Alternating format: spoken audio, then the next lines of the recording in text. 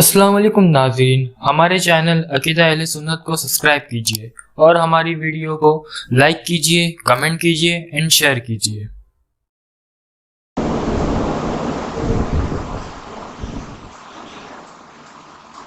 عزیز بچوں اور نوجوان ساتھی، پردہ نشین ماں بہنوں، السلام علیکم ورحمۃ اللہ تعالی وبرکاتہ۔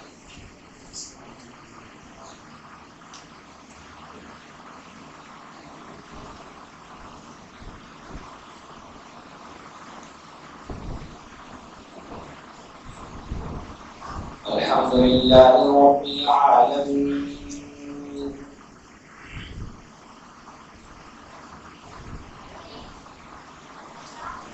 والعاقبۃ للمتقین،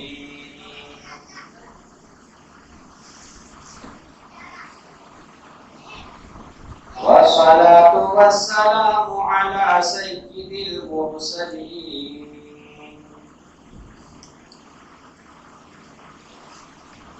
وعلى آله وصحبه أجمعين،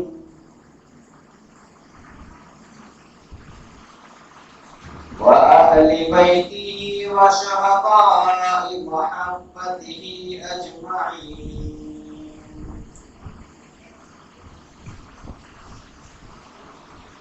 أعوذ بالله من الشيطان الرجيم، بسم الله الرحمن الرحيم،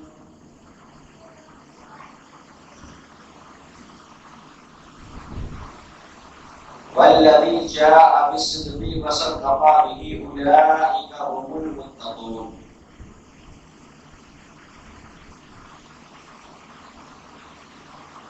آمنت بالله وصدق رسوله النبي الأمين المكين المبين الكريم۔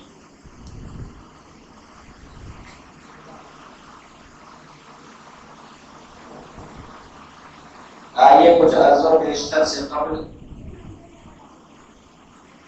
سب سے پہلے گنبد خضرا میں آرام فرمانے والے آقا و مولا حضور تاجدار مدینہ جناب احمد مجتبی محمد مصطفیٰ صلی اللہ تعالی علیہ وسلم کے بارگاہ محرمہ میں جھوم جھوم کر درود و سلام کا نذرانہ عقیدت و محبت کے ساتھ پیش کیجیے۔ بھائی بابا سے بلند اللہم صلی سیدنا شفیعنا نبینا مولانا محمد الفاتح وسلم، صلو علیہ صلاۃ و سلام علیک یا رسول اللہ صلی اللہ تعالی علیہ وسلم۔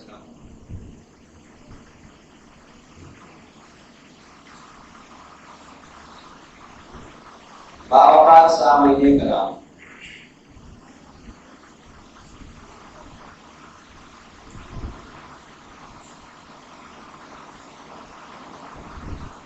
ہم اور آپ تقریباً 3 روز سے یہ پروگرام سن رہے ہیں اور سنا رہے ہیں۔ حالانکہ یہ تاریخ آج 6 لگ گئی ہے، محرم کی 6 تاریخ ہے اور یہ تیسرا پروگرام ہے۔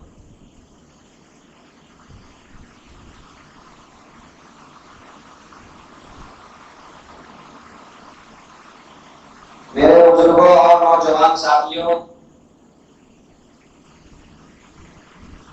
ہم اور آپ کل جو بیان سماعت کر رہے تھے حضور تاجدار مدینہ صلی اللہ تعالی علیہ وسلم کے تعلق سے کر رہے تھے۔ ہم لوگوں نے کل کا جو بیان سنا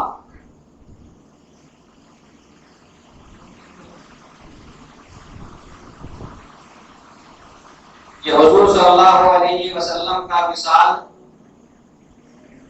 ہو گیا اور حضرت ابو بکر صدیق رضی اللہ تعالی عنہ खलीफा अव्वल बन गए।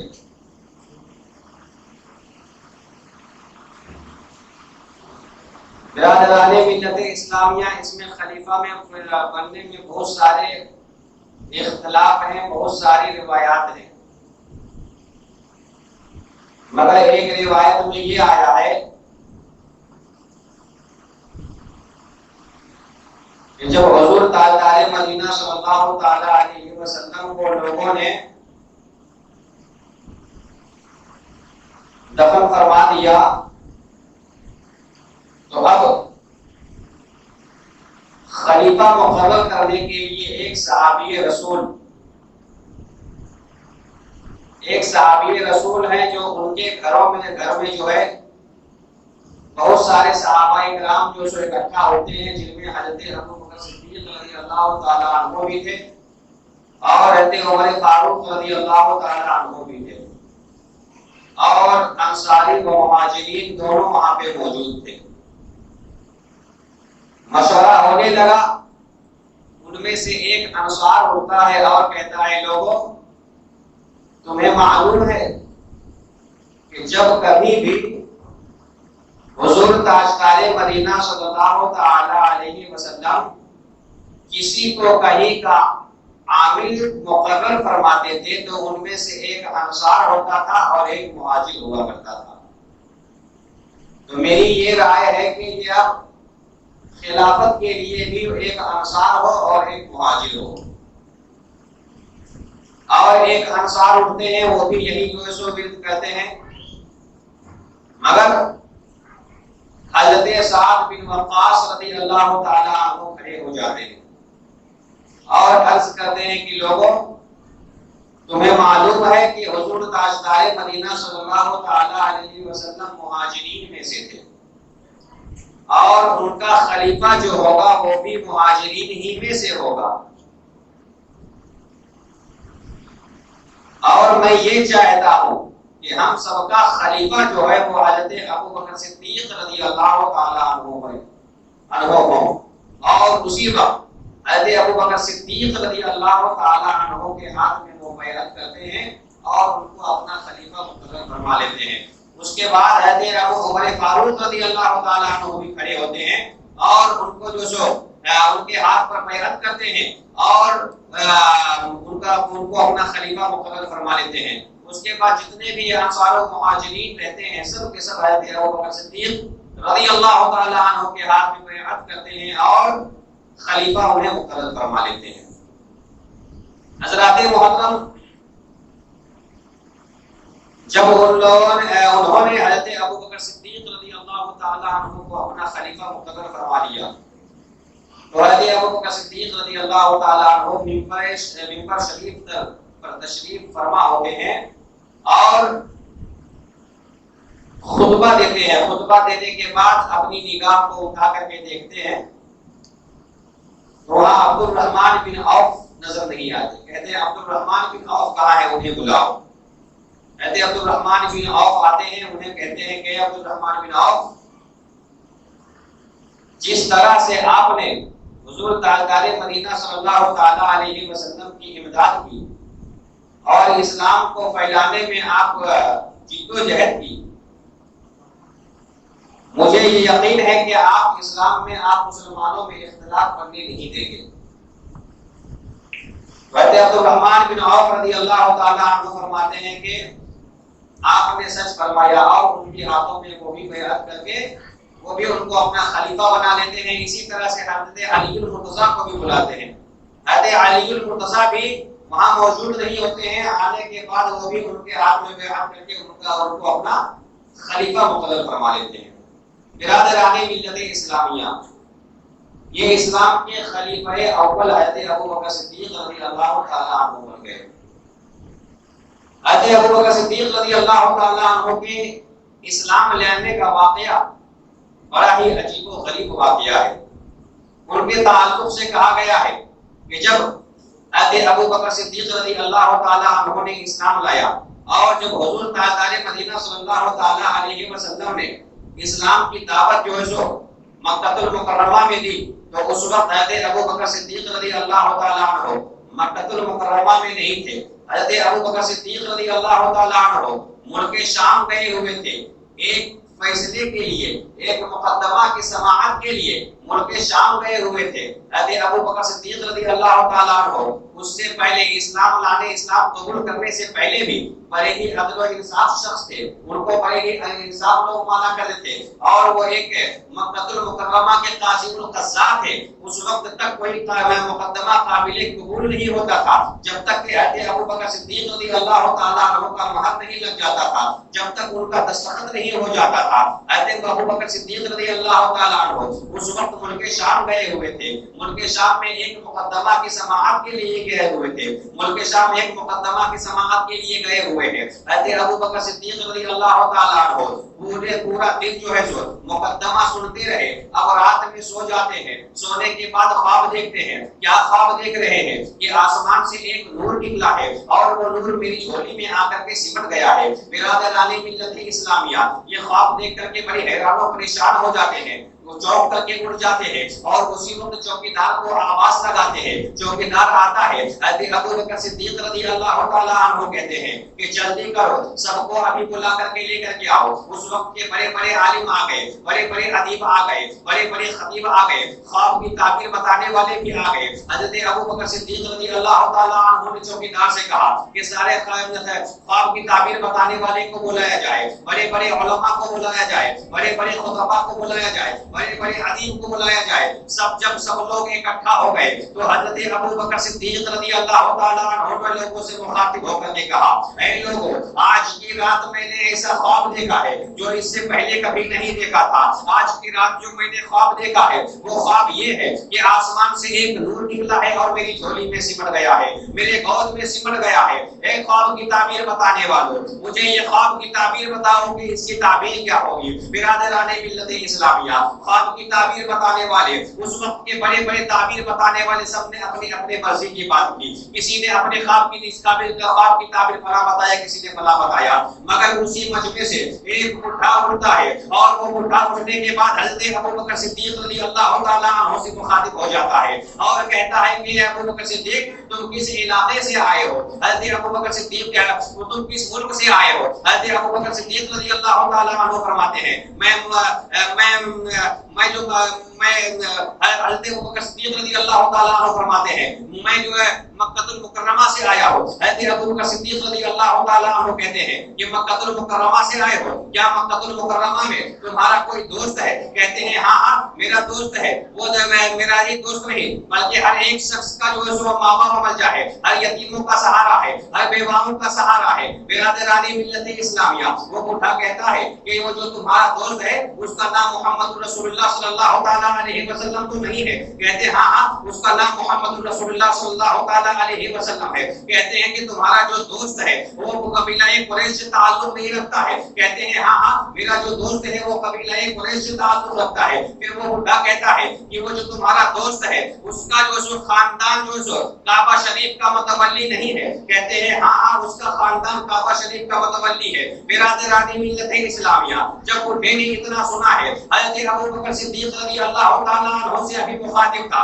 وہ پورے مجمع کو چیرتا ہوا حضرت ابوبکر صدیق رضی اللہ تعالیٰ عنہ کے قریب جاتا ہے اور ان کو اپنے گلے سے لگا لیتا ہے اور کہتا ہے کہ ابوبکر صدیق, ارے وہ تمہارا دوست محمد رسول اللہ, اس نے تمہارا دوست محمد ہے. ارے صرف وہ جو تمہارا دوست ہی نہیں ہے, ارے وہ رب کا محبوب ہے, امت کا غمخوار ہے, مدینے کا تاجدار ہے اور سارے نبیوں کا سردار ہے. برادران ملت اسلامیہ, اے ابوبکر صدیق جان لے, وہ جو آج کی جو خواب کی تعبیر ہے وہ تعبیر یہ ہے کہ تو خواب کی تعبیر یہ ہے کہ تمہارے گود میں جو سو خواب کی تعبیر یہ ہے کہ پوری دنیا ان کی دشمن ہوگی اور محمد صلی اللہ علیہ وسلم تمہارے گود میں ہوں گے, یعنی غار ثور میں جو حضور صلی اللہ تعالیٰ علیہ وسلم حضرت ابوبکر صدیق رضی اللہ تعالیٰ عنہ کے گود میں جو آرام فرما رہے تھے, وہی خواب کی تعبیر یہ تھی, وہی خواب حضرت ابوبکر صدیق رضی اللہ تعالیٰ عنہ دیکھ رہے تھے.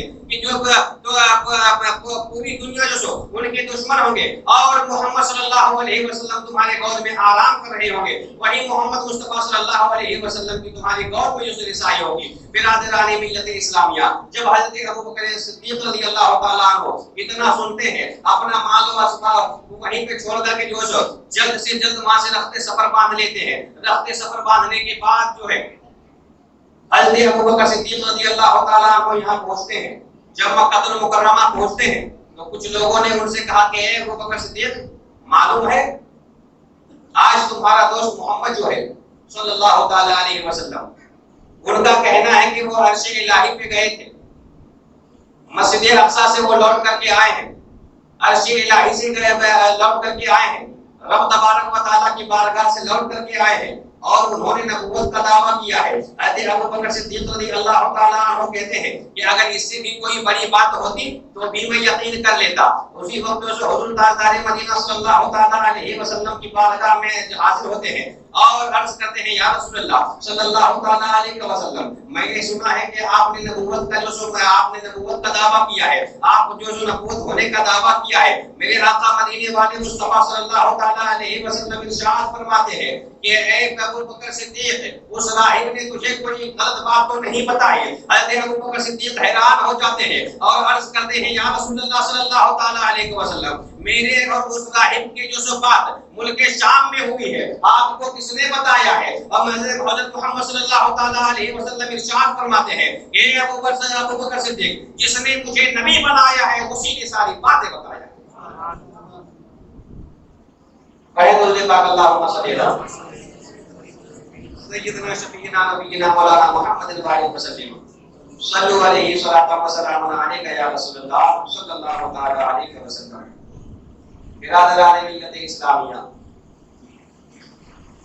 حضرت ابوبکر صدیق رضی اللہ تعالیٰ عنہ ایمان لے آتے ہیں۔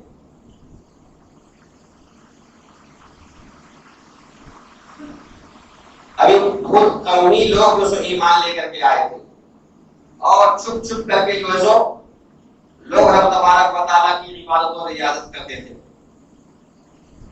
مگر ایک دن حضرت ابوبکر صدیق رضی اللہ تعالیٰ عنہ کی محبت ہے کہ نبی کسی سے کتنی محبت کرتے ہیں۔ حضرت ابوبکر صدیق رضی اللہ تعالیٰ عنہ ایک مرتبہ حضور تاجدار مدینہ صلی اللہ تعالیٰ علیہ وسلم سے عرض گزار ہوتے ہیں یا رسول اللہ صلی اللہ تعالیٰ علیہ وسلم، ہمیں آپ کھلم کھلا عبادت کرنے کی جو سو اجازت دیجیے۔ اس وقت جو سو روایتوں میں آیا ہے کہ 40 لوگ، دونوں جو سو مرد اور عورت 40 لوگ جو سو ایمان لے کر کے آئے تھے۔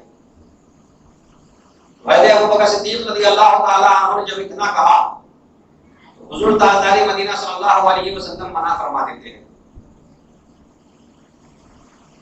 تو حضرت ابوبکر صدیق رضی اللہ تعالیٰ عنہ بہت اصرار کرتے ہیں۔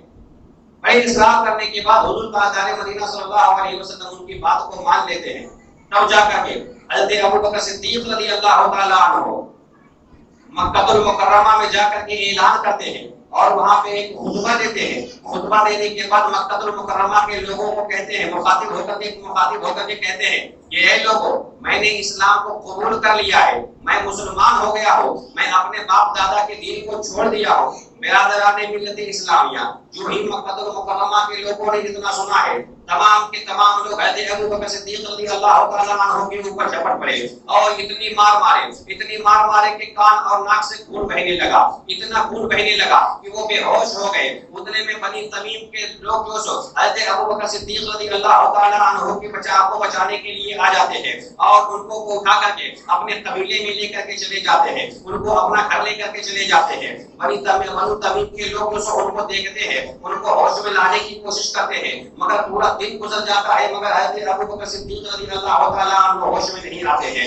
حضرات محترم، جب حضرت ابوبکر صدیق رضی اللہ تعالیٰ عنہ ہوش میں آتے ہیں تو سب سے پہلے یہی پوچھتے ہیں کہ حضور تاجدار مدینہ صلی اللہ علیہ وسلم کا حال کیا ہے، وہ کہاں ہے؟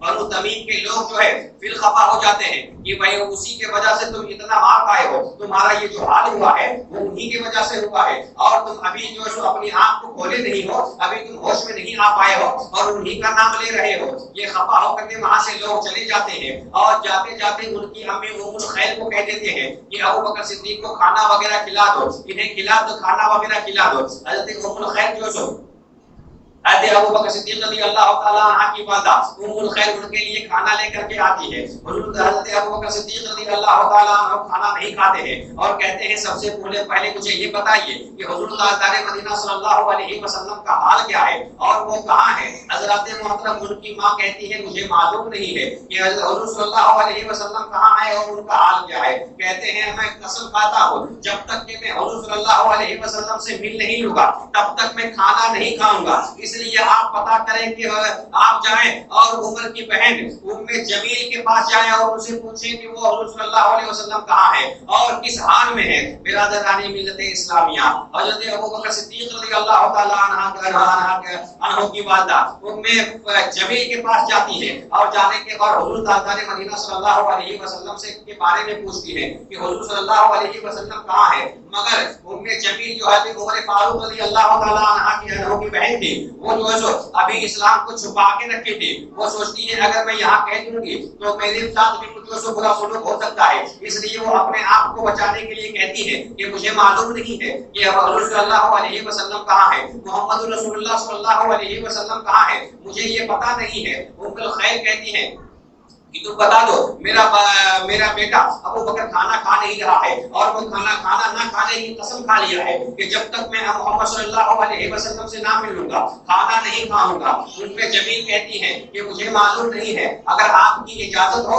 تو میں آپ کے بیٹے ابو بکر صدیق کو دیکھ سکتی ہوں، کیا ان سے میں ملاقات کر سکتی ہوں، کیا ان کی میں عیادت کر سکتی ہوں؟ ام الخیر کہتی ہے ٹھیک ہے چلو میرے ساتھ چلو۔ جب اب میں جمیل جو ہے حضرت ابو بکر صدیق رضی اللہ تعالی عنہ کے پاس جاتی ہے، حضرت ابو بکر صدیق رضی اللہ تعالی عنہ کو دیکھ کر کے رونے لگتی ہے اور بے تحاشا رونے لگتی ہے۔ برادران ملت اسلامیہ، حضرت ابو بکر صدیق رضی اللہ تعالی عنہ عرض کرتے ہیں اے ام جمیل بتاؤ کہ میرے آقا مدینے والے مصطفیٰ صلی اللہ علیہ وسلم کیسے ہیں، ان کا حال کیسا ہے اور وہ کہاں ہے؟ وہ کہتی ہے کہ آپ کی امی جان یہیں پہ بیٹھی کھڑی ہے، ان کو آپ یہاں سے دور کر دیجیے تب میں بتاؤں گی۔ حضرات محترم کہتے ہیں کہ کوئی بات نہیں ہے، ڈرنے کی کوئی بات نہیں ہے، تم میری امی جان ام الخیر کے پاس بھی یہ بات بتا سکتی ہو۔ حضرت ام جمیل فرماتی ہیں کہ حضور تاجدار مدینہ صلی اللہ علیہ وسلم صحیح اور سلامت ہے اور حضرت ارقم رضی اللہ تعالی عنہ کے گھر میں جو سو ابھی موجود ہے، کہتے ہیں کہ مجھے ان کے پاس لے کر کے چلو۔ اپنی امی جان سے کہتے ہیں کہ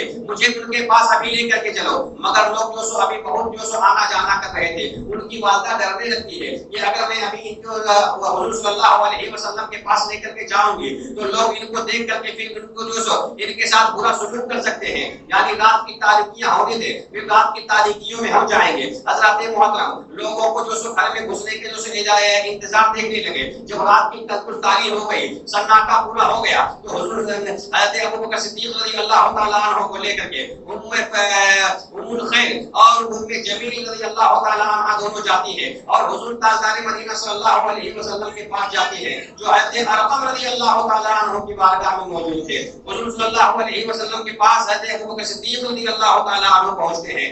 جو ہی آقا کائنات صلی اللہ تعالی علیہ وسلم کو دیکھتے ہیں وہ گلے سے لپٹ جاتے ہیں، حضور صلی اللہ علیہ وسلم بھی ان کے گلے سے لپٹ جاتے ہیں اور حضور تاجدار مدینہ صلی اللہ علیہ وسلم اور حضرت ابو بکر صدیق رضی اللہ تعالی عنہ دونوں رونے لگتے ہیں۔ اس بات سے یہ پتہ چلتی ہے کہ حضرت ابو بکر صدیق رضی اللہ تعالی عنہ حضور صلی اللہ علیہ وسلم سے کتنی محبت کرتے تھے اور کتنی محبت کرتے ہیں۔ برادران ملت اسلامیہ اپنا کھانا پانی سب کچھ چھوڑ دیا، کھانے کو نہیں دیکھا اور ان کے جسم سے جو سو گھٹ کے فوہارے نکل رہے ہیں، ناک اور کان سے گھٹ کا جو سو فوہارا نکل رہا ہے، مگر اپنے یہ سو فکر نہیں ہے۔ حضور تاجدار مدینہ صلی اللہ علیہ وسلم کا کی فکر ہے اور جب تک کہ حضور صلی اللہ علیہ وسلم کو انہوں نے دیکھ نہ لیا تب تک انہوں نے کھانا اور پانی بند کر دیا۔ حضرات محترم حضرت ابو بکر صدیق رضی اللہ تعالی عنہ تمام ان کو افضل البشر کہا گیا ہے، تمام لوگوں سے افضل، نبیوں کے بعد حضور تاجدار مدینہ صلی اللہ تعالی علیہ وسلم کے امتیوں میں سب سے افضل و اعلیٰ حضرت ابو بکر صدیق رضی اللہ تعالیٰ عنہ، کیونکہ ایک مرتبہ حضرت علی المرتضیٰ کے بیٹوں میں سے ایک بیٹا، جو کہتے ہیں علی المرتضیٰ کے صرف جو امام حسن اور حسین ہی نہیں بیٹے، اور بھی 3-4 بیٹے تھے، تو انہی بیٹوں میں سے ان کا نام جو ذکر نہیں کیا گیا ہے، ان کے بیٹوں میں سے ایک بیٹے جو ہے وہ حضرت علی المرتضیٰ رضی اللہ تعالیٰ عنہ سے عرض کرتے ہیں کہ ابا جان سب سے بہترین شخص کون ہے؟ تو حضرت علی المرتضیٰ رضی اللہ تعالیٰ عنہ حضرت ابو بکر صدیق رضی اللہ تعالیٰ عنہ کا نام لیتے ہیں۔ حضور تاجدار مدینہ صلی اللہ تعالیٰ علیہ وسلم کے امت میں سب سے افضل بشر جو ہے وہ حضرت ابو بکر صدیق رضی اللہ تعالیٰ عنہ ہے۔ پھر کہتے ہیں کہ ان کے بعد کون ہے؟ تو حضرت علی المرتضیٰ، ان کے بعد حضرت عمر فاروق رضی اللہ تعالیٰ عنہ کا نام لیتے ہیں۔ تو ان کے بیٹے کو دل میں جو سو شک پیدا ہوتا ہے کہ اگر ان کے بعد پوچھوں گا تو وہ حضرت عثمان غنی رضی اللہ تعالیٰ عنہ کا نام لے گا، وہ ان کا نام نہ لے کر کے کہتے ہیں کہ حضرت عمر فاروق رضی اللہ تعالیٰ عنہ کے بعد افضل بشر پھر آپ ہی ہیں۔ تو حضرت علی المرتضیٰ رضی اللہ تعالیٰ عنہ فرماتے ہیں کہ نہیں، میں ان کے بعد افضل بشر نہیں ہوں، میں ایک عام انسان ہوں، ایک عام مسلمان میں سے ہوں، برادران ملت اسلامیہ۔ تو حضرت علی المرتضیٰ کا یہ قول تھا اور ان کا یہ عقیدہ تھا کہ افضل بشر جو سب سے جو امت مسلمہ میں جو سب سے افضل بشر ہے وہ حضرت ابو بکر صدیق رضی اللہ تعالیٰ عنہ ہے۔ پڑھے درود پاک اللہم صلی علی سیدنا شفیعنا نبینا مولانا محمد وعلیہ وسلم، صلی علیہ صلاۃ و سلام علیک یا رسول اللہ صلی اللہ تعالیٰ علیہ وسلم۔ حضرات محترم، وہی ابو بکر صدیق رضی اللہ تعالیٰ عنہ ہے جن کے تعلق سے حضرت عمر فاروق رضی اللہ تعالیٰ عنہ فرماتے ہیں کہ حضرت ابو بکر صدیق رضی اللہ تعالیٰ عنہ کی عمل جو ہے، ان کا جو عمل ہے وہ ایک رات کا جو عمل ہے وہ میری پوری زندگی کے عمل کے مثل کے برابر، ان کے برابر ہے، صرف ایک رات کا عمل۔ حضرات محترم، آپ لوگوں نے بارہا سنا ہوگا کہ ایک مرتبہ حضرت عائشہ صدیقہ رضی اللہ تعالیٰ عنہ، جو حضرت ابو بکر صدیق رضی اللہ تعالیٰ عنہ کی صاحبزادی ہے اور حضور صلی اللہ علیہ وسلم کی ازواج میں سے ہے، وہ حضور صلی اللہ علیہ وسلم سے ایک مرتبہ دریافت فرماتی ہے، یا رسول اللہ صلی اللہ تعالیٰ علیہ وسلم، آسمان میں دیکھ کر کے کہتے ہیں یا رسول اللہ صلی اللہ علیہ وسلم، آسمان میں جتنے ستارے ہیں، جتنے تارے ہیں، کیا اتنی نیکیاں کسی کے پاس ہے؟ تو حضور تاجدار مدینہ صلی اللہ تعالیٰ علیہ وسلم ارشاد فرماتے ہیں کہ عائشہ، آسمان میں جتنے ستارے ہیں اتنی نیکیاں حضرت عمر فاروق رضی اللہ تعالیٰ عنہ، کوئی اس کا جو شمار نہیں کر سکتا ہے۔ تو حضرت عائشہ صدیقہ رضی اللہ تعالیٰ عنہ جو کہ بہت چلاک تھی، عورت جو کہتی ہے کہ یا رسول اللہ صلی اللہ علیہ وسلم، جب آسمان کے ستاروں کے مقدار میں حضرت عمر فاروق رضی اللہ تعالیٰ عنہ کی نیکیاں ہیں، تو میرے ابا جان حضرت ابو بکر صدیق کی نیکیاں کہاں ہیں؟ ان کی نیکیاں کتنی ہیں؟ تو حضور صلی اللہ تعالیٰ علیہ وسلم ارشاد فرماتے ہیں کہ اے عائشہ، عمر کے تمام نیکیوں کا مجموعہ، یعنی ان کے تمام نیکیوں کو جمع کیا جائے تو ابو بکر صدیق کے ایک ستاروں کے برابر ہے۔ اگر ان کی پوری نیکیوں کو جمع کر دیا جائے، یعنی پورے ستارے کو جو ابو بکر کے ستاروں سے ایک ستارہ وہاں رکھ دیا جائے، تب جا کر کے ان کا جو ان کا برابر ہو سکتا ہے، یعنی ابو بکر کی ایک نیکی جو ہے وہ تمام نیکیوں کے برابر ان کا جو حصول ہے وہ کی نیکیاں ہے۔ حضرات محترم، تو وہی عمر فاروق رضی اللہ تعالیٰ عنہ جو ہے عرض کرتے ہیں کہ حضرت ابو بکر صدیق رضی اللہ تعالیٰ عنہ کی ایک رات کا جو عمل ہے، ایک رات کی نیکی ہے، وہ میرے تمام نیکیوں کے برابر ہے۔ وہ نیکیاں کون سی تھی؟ وہی نیکیاں تھی جو ہجرت کے رات حضور تاجدار مدینہ صلی اللہ تعالیٰ علیہ وسلم کو لے کر کے چلے تھے، حضور صلی اللہ علیہ وسلم کو لے کر کے چلے ہیں اور اس انداز میں چلے ہیں کہ جب پہاڑ آیا ہے، جب چٹیل میدان آیا ہے، جب پتھریلی زمین آئی ہے تو حضور صلی اللہ علیہ وسلم چل رہے ہیں، ان کے پاؤں کے نیچے جو پتھر آ رہے ہیں تو حضور حضرت ابوبکر صدیق رضی اللہ تعالیٰ عنہ کو دیکھا نہیں گیا۔ حضور صلی اللہ علیہ وسلم سے حضرت ابوبکر صدیق رضی اللہ تعالیٰ عنہ عرض کرتے ہیں یا رسول اللہ صلی اللہ تعالیٰ علیہ وسلم، میرے دل نے یہ گوارا نہیں کر رہا ہے، مجھے یہ برداشت نہیں ہو رہا ہے کہ آپ یہ پتھریلی زمین پر چلے۔ تو حضور صلی اللہ علیہ وسلم عرض کرتے ہیں اے عمر فاروق، اے ابوبکر صدیق، تم کہنا کیا چاہتے ہو؟ حضرت ابوبکر صدیق رضی اللہ تعالیٰ عنہ فرماتے ہیں یا رسول اللہ، میں یہ چاہتا ہوں کہ آپ میرے کندھے پر سوار ہو جائے اور میں آپ کی سواری بن جاؤں، میں آپ کی سواری بن جاؤں اور میں آپ کو لے کر کے چلوں۔ برادران ملت اسلامیہ، حضور صلی اللہ علیہ وسلم حضرت ابوبکر صدیق سے کہتے ہیں ابوبکر یہ کیا کہہ رہے ہو؟ حضرت ابوبکر کہتے ہیں یا رسول اللہ میں بیٹھ گیا ہوں۔ اس کا کوئی جواب نہیں دے رہے ہیں، صرف کہہ رہے ہیں یا رسول اللہ میں بیٹھ چکا ہوں۔ حضور صلی اللہ علیہ وسلم اپنا داہنا پیر ان کے کندھے پر رکھتے ہیں، پھر بایاں پیر ان کے کندھے پر رکھتے ہیں۔ حضرت ابوبکر صدیق رضی اللہ تعالیٰ عنہ بھی اٹھنا ہی چاہ رہے تھے کہ حضور صلی اللہ علیہ وسلم اپنے دونوں ہاتھ کو حضور حضرت ابوبکر صدیق رضی اللہ تعالیٰ عنہ کے ماتھے پر رکھ لیتے ہیں۔ آپ اپنے آپ میں یہ ملاحظہ فرمائے کہ اگر آپ کسی بچے کو اپنے کندھے پر بٹھائیں گے تو وہ بچہ آپ کے ماتھے کو پکڑ لے گا، کیونکہ گرنے کا ڈر ہوتا ہے بچے کو، اس لیے وہ بچہ جو ہے آپ کے ماتھے کو پکڑ لے گا۔ اسی طرح سے جو ہی حضرت ابوبکر صدیق رضی اللہ تعالیٰ عنہ ابھی اٹھنا ہی چاہ رہے تھے کہ حضور صلی اللہ علیہ وسلم ان کے ماتھے کو پکڑ لیتے ہیں۔ ان کے ماتھے کو جب پکڑتے ہیں تو کیا سوچتے ہیں؟ حضرت ابوبکر صدیق سوچتے ہیں یہ موقع بڑا اچھا ہے، ان کے دونوں پیر کو پکڑ کر کے کھڑے ہو جاتے ہیں اور کبھی داہنا پیر چنتے ہیں تو کبھی بایاں پیر چنتے ہیں۔ حضور صلی اللہ علیہ وسلم عرض کرتے ہیں ابوبکر یہ کیا کر رہے ہو؟ حضرت ابوبکر صدیق فرماتے ہیں یا رسول اللہ میں معراج کر رہا ہوں۔ حضرت حضور صلی اللہ علیہ وسلم فرماتے ہیں تمہاری معراج کیسی ہے؟ تو حضرت ابوبکر صدیق فرماتے ہیں یا رسول اللہ آپ کی معراج عرش اعظم تک ہے اور میری معراج جو سو آپ کے قدم مبارک تک ہے۔ حضرت محترم یہ لے کر کے حضور صلی اللہ علیہ وسلم کو چلے ہیں، غار ثور کے قریب گئے ہیں۔ غار ثور میں جانے کے بعد جو ہے حضور صلی اللہ علیہ وسلم کو وہیں روک لیتے ہیں اور کہتے ہیں یا رسول اللہ آپ یہیں ٹھہر جائیے، پہلے میں غار کے اندر جاؤں گا، غار کے اندر میں جاؤں گا۔ حضرت ابوبکر صدیق رضی اللہ تعالیٰ عنہ غار کے اندر جاتے ہیں، وہاں جو اپنی لنگی کو پھاڑتے ہیں، پھاڑنے کے بعد وہاں پوری صاف صفائی کرتے ہیں اور جتنے بھی سوراخ رہتے ہیں سارے سوراخ کو بند کرتے ہیں۔ ان میں سے ایک سوراخ جو ہے رہ جاتا ہے، اس سوراخ کے اوپر اپنے پیر کو رکھ دیتے ہیں، اپنی انگلیوں اپنے انگوٹھے کی انگلیوں پر اپنے انگوٹھے کو رکھ دیتے ہیں اور حضور صلی اللہ علیہ وسلم سے کہتے ہیں کہ اب آپ اندر چلے آئیے۔ حضرات محترم اب حضور صلی اللہ علیہ وسلم اندر چلے آ رہے ہیں، اندر چلے آئے اور حضور صلی اللہ تعالیٰ علیہ وسلم حضرت ابوبکر صدیق رضی اللہ تعالیٰ عنہ کے گود میں جو سو آرام فرمانے لگتے ہیں، اتنے میں ایک سانپ آتا ہے اور حضرت ابوبکر صدیق رضی اللہ تعالیٰ عنہ کو ڈس لیتا ہے۔ یہ واقعہ آپ لوگوں نے بارہا سنا ہوگا، مگر میرا سنانے کا مقصد اور مطلب یہ ہے کہ حضرت عمر فاروق نے جو سو وہ بات کہی تھی کہ ایک رات کا جو عمل ہے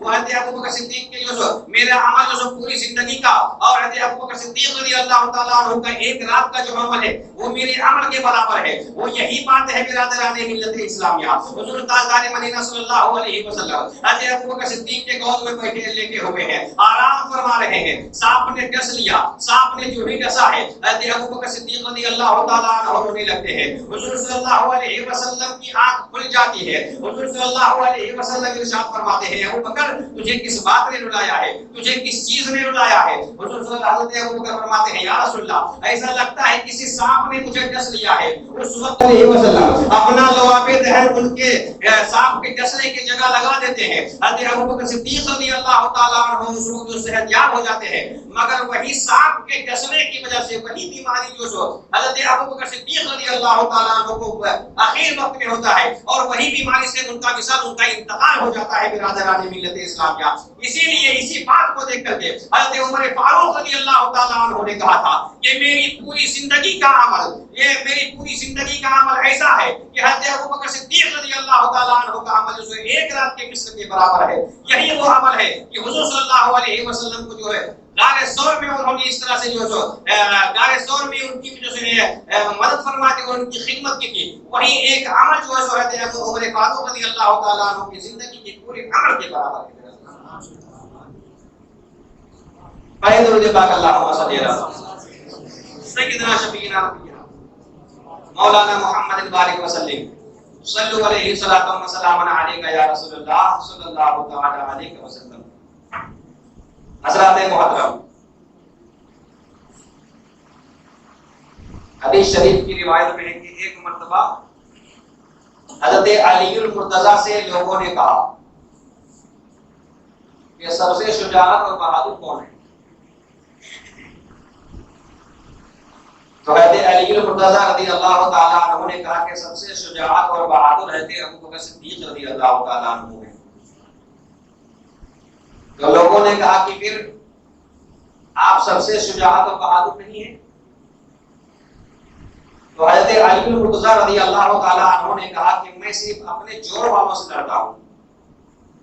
میرا جو جنگ ہوا ہے، میری جو لڑائی ہوئی ہے، وہ اپنے جوڑ اپنے عمر والوں سے لڑائی ہوئی ہے. اس لیے میں ان لوگوں کو شکست دیا، ان لوگوں کے لیے میں بہادر ہوں. مگر حضرت ابو بکر صدیق رضی اللہ تعالیٰ عنہ ایسے بہادر ہیں، وہ سب سے شجاعت اور بہادر رکھنے والے ہیں. وہ ایسے شجاعت اور بہادر رکھنے والے ہیں کہ جب حضور تاجدار مدینہ صلی اللہ تعالیٰ علیہ وسلم اور تمام مسلمان، تمام جو سو لشکر جو سو جب جنگ بدر میں جو سو گئے ہوئے تھے، تو ہم لوگوں نے حضور صلی اللہ علیہ وسلم کے لیے ایک جھونپڑا جو سو تیار کیا تاکہ اس جھونپڑے کے اندر حضور صلی اللہ تعالیٰ علیہ وسلم جو سو رہے، تاکہ وہ گرد و غبار سے بچے رہیں، ان کے اوپر کوئی دشمن حملہ نہ کر سکے، ان کے اوپر کوئی کفار اس حملہ نہ کر سکے. مگر جب ان کی جو سو نگہبانی کے لیے جب لوگوں میں یہ اعلان ہوا کہ اے لوگوں، کون ایسا شخص ہے جو حضور صلی اللہ تعالیٰ علیہ وسلم کی نگہبانی کرے گا، ان کے جو سو جھونپڑے کے درمیان رہے گا اور حضور صلی اللہ تعالیٰ علیہ وسلم کی حفاظت کرے گا. برادران ملت اسلامیہ، حضرت علی المرتضیٰ رضی اللہ تعالیٰ عنہ صحابہ کرام سے کہہ رہے ہیں، کوئی ایسا شخص نہیں تھا جو کھڑے ہو کر کے یہ کہتا کہ ہم جو حضور کی حفاظت کریں گے، ان کے جھونپڑے کے قریب ہم رہیں گے اور دشمنوں سے ہم مقابلہ کریں گے. مگر وہی ابو بکر صدیق رضی اللہ تعالیٰ عنہ ہے جو کھڑے ہو گئے اور یہ کہتے ہیں کہ ہم جو حضور صلی اللہ علیہ وسلم کے جھونپڑے کے قریب رہیں گے.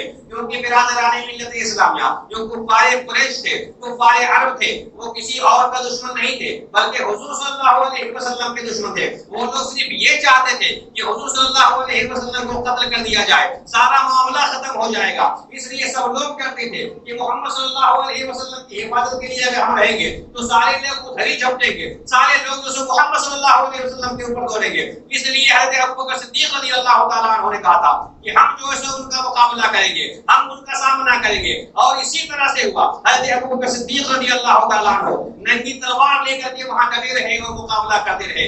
جس طرف سے دشمن آتے تھے ان کے اوپر حملہ کرتے رہے اور حضور صلی اللہ تعالیٰ علیہ وسلم کے اوپر بال باقا بھی نہیں ہوا. ان کی طرف ایک بھی دشمن جو نہیں آ پایا. جدھر سے بھی جو دشمن آتے تھے، حضرت ابو بکر صدیق رضی اللہ تعالیٰ عنہ جو بڑی شجاعت بہادری کے ساتھ ان کا مقابلہ کرتے تھے. اسی لیے حضرت علی المرتضیٰ رضی اللہ تعالیٰ عنہ نے فرمایا کہ سب سے بہادر جو ہے وہ حضرت ابو بکر صدیق رضی اللہ تعالیٰ عنہ ہے. پڑھے درود پاک اللہم صلی علی سیدنا شفیعنا نبینا مولانا محمد وسلم صلی علیہ صلاۃ و سلام علیکہ یا رسول اللہ صلی اللہ تعالی علیہ وسلم. برادران ملت اسلامیہ، حضرت ابو بکر صدیق رضی اللہ تعالی عنہ اول خلیفہ بنے اور اپنی خلافت میں، ان کی خلافت میں جو ہے کوئی اختلاف مسلمانوں کے اندر نہیں پڑا. سب بڑے اچھے سے بڑے انداز میں جو سو چلتے رہے.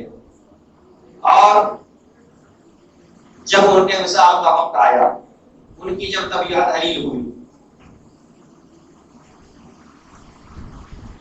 تو انہوں نے اپنے بیٹے عبد الرحمن بن ابو بکر رضی اللہ تعالیٰ عنہ کو بلایا اور ان کو بلانے کے بعد کہا کہ حضرت عمر فاروق، حضرت عثمان غنی، حضرت ابو طلحہ، حضرت عبد الرحمن بن عوف، حضرت زبیر اور حضرت سعد رضی اللہ تعالیٰ عنہ، ان چھ کو بلاؤ. اور ان لوگوں کو بلانے کے بعد برادران ملت اسلامیہ، جب حضرت ابو بکر صدیق رضی اللہ تعالیٰ عنہ کے وصال کا وقت قریب ہوا تو ایک مجمع لگا صحابہ کرام کا. اس میں حضرت عثمان غنی رضی اللہ تعالیٰ عنہ پہلے تھے، حضرت عثمان غنی رضی اللہ تعالیٰ عنہ کو بلا کر کے کہا کہ ابو بکر صدیق حضرت عمر فاروق رضی اللہ تعالیٰ عنہ کے تعلق سے تمہاری کیا رائے ہے؟ حضرت عثمان غنی رضی اللہ تعالیٰ عنہ نے کہا کہ جو آپ کی رائے ہے وہی میری رائے ہے۔ اپنے بیٹے سے بھی پوچھتے ہیں، ان کے بیٹے نے بھی وہی جواب دیا۔ تو جب سب لوگوں کی رائے مل گئی تو حضرت ابو بکر صدیق رضی اللہ تعالیٰ عنہ نے حضرت عمر فاروق رضی اللہ تعالیٰ عنہ کو اپنے حالات زندگی میں ہی خلیفہ بنا دیا کہ ہمارے بعد خلیفہ جو ہوں گے وہ حضرت عمر فاروق رضی اللہ تعالیٰ عنہ ہوں گے۔ برادران ملت اسلامیہ جب ان کی بیماری بہت بڑھ گئی وہ اب مسجد بھی نہیں جانے لگے، مسجد سے بھی جو سو وہ دور ہو گئے، گھر میں ہی نماز پڑھنے لگے۔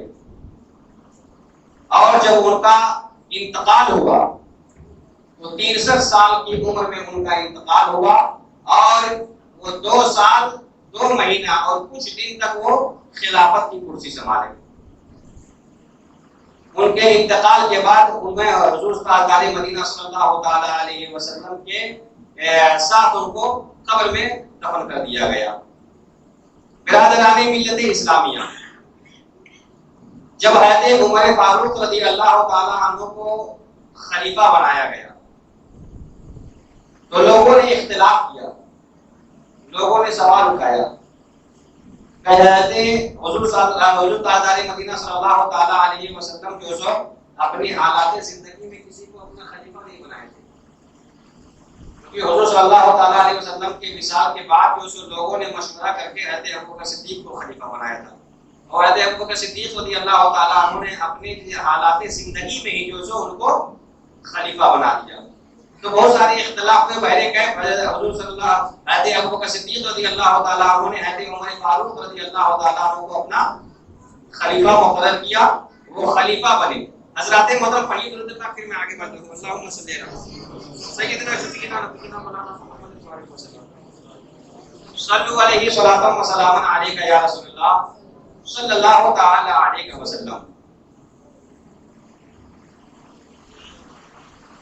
حدیث شریف میں روایت ہے کہ حضور تاجدار مدینہ صلی اللہ تعالی علیہ وسلم جب حضرت عمر فاروق رضی اللہ تعالیٰ عنہ ایمان نہیں لائے تھے، اس وقت یہ روایت ہے کہ اس وقت کی روایت ہے کہ حضور صلی اللہ تعالی علیہ وسلم رب تبارک و تعالیٰ کی بارگاہ میں دعا کرتے ہیں، یا رب العالمین عمر فاروق یا ابو جہل ان دونوں میں سے کسی کو ایمان کی دولت عطا فرما دے تاکہ اسلام کی اشاعت بڑی تیزی کے ساتھ چلے اور اسلام مضبوط ہو جائے۔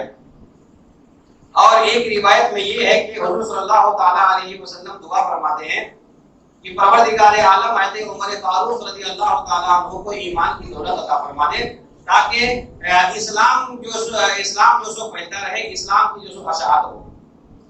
برادران ملت اسلامیہ، جب کفار عرب نے دیکھا کہ اسلام بڑی تیزی سے پھیل رہا ہے، چاروں طرف اسلام کا چرچا ہو رہا ہے، بہت سے لوگ جو سو مسلمان ہو چکے ہیں، بہت سے لوگ جو سو اسلام کو قبول کر چکے ہیں، تو لوگوں نے کہا کہ اگر ایسا ہی حال رہا تو ہمارے جو سو دین جو سو خیریت میں نہیں ہے، ہمارا دین جو سو ختم ہو جائے گا، اس لیے محمد صلی اللہ تعالی علیہ وسلم کو قتل کر دیا جائے۔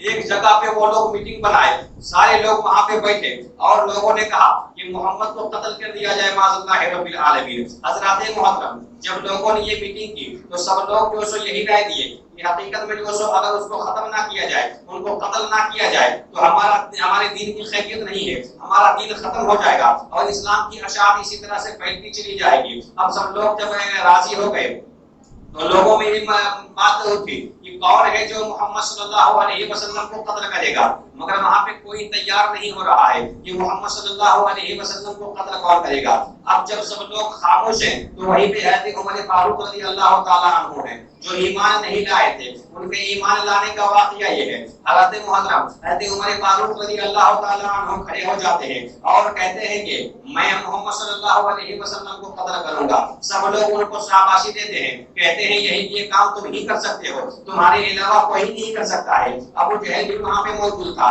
اور बड़े बड़े कुफारे कुरैश भी वहां पे मौजूद थे। हजरत उमर फारूक रजी अल्लाह तआला अन्हु को कहते हैं कि ठीक है तुम जाओ और मोहम्मद सल्लल्लाहु अलैहि वसल्लम को कत्ल कर डालो। हजरत मोहतरम हजरत उमर फारूक रजी अल्लाह तआला अन्हु बड़े गुस्से में तिलमिलाते हुए हजरत सल्लल्लाहु अलैहि वसल्लम के घर के जानिब बढ़ रहा था। ये रास्ते में एक बनी हजरा कि एक शख्स जिसका नाम नईम रजी अल्लाह तआला अन्हु आया है, वो भी इस्लाम कबूल कर चुके होते हैं, मगर वो इस्लाम कबूल करे थे किसी को पता नहीं था कि इस्लाम कबूल कर चुके हैं। हजरत मोहतरम वो हजरत नईम रजी अल्लाह तआला अन्हु जब उनको देखते हैं कि बड़े गुस्से में जा रहा है और नंगी तलवार हाथ में लिए जा रहा है, वो नईम रजी अल्लाह तआला अन्हु उनको कहते हैं कि उमर कहां जा रहे हो, किधर का इरादा है?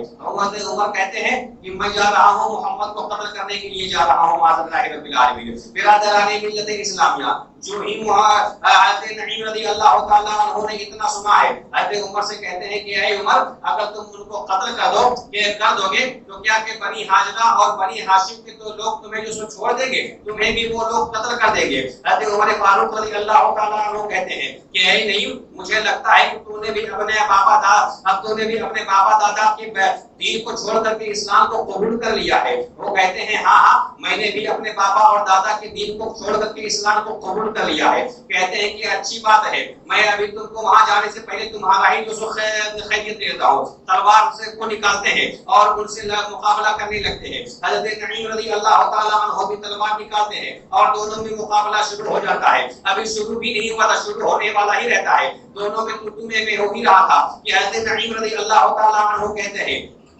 ए उमर फारूक तुम दूसरों की छोड़ो, पहले अपनी बहन की खबर ले लो, तुम्हारी बहन और तुम्हारा बहनोई इस्लाम कबूल कर चुका है। हजरत मोहतरम जब हजरत अबू उमर फारूक रज़ी अल्लाह तआला अन्हु ने इतना सुना है, हजरत उमर फारूक का गुस्सा ठंडा हो गया है और वो जो हुजूर सल्लल्लाहु तआला अलैहि वसल्लम के घर के बजाय अपनी बहन और अपने बहनोई के घर को चले जाते हैं। अपने बहन और बहनोई के घर जाते हैं, उससे पहले उनका बहन और बहनोई दोनों जो हजरत खब्बाब रज़ी अल्लाह तआला अन्हु के हजरत खब्बाब रज़ी अल्लाह तआला अन्हु उन दोनों को कुरान पढ़ा रहे थे। वो अंदर बैठ करके कुरान की तिलावत कर रहे थे, तीनों कुरान पढ़ रहे थे। हजरत मोहतरम जब हजरत उमर फारूक रज़ी अल्लाह तआला अन्हु जो वहां पहुंचते हैं, पहुंचने के बाद दरवाजे पर दस्तक देते हैं, आवाज आती है, कौन? कहते हैं कि मैं उमर हूं। जब उमर की आवाज सुनते हैं उनकी बहन डर जाती है। हजरत खब्बाब रज़ी अल्लाह तआला अन्हु एक कमरे में अंदर छुप जाते हैं। उनकी बहन जब दरवाजा खोलती है कहते हैं क्या सुन रहा हूं?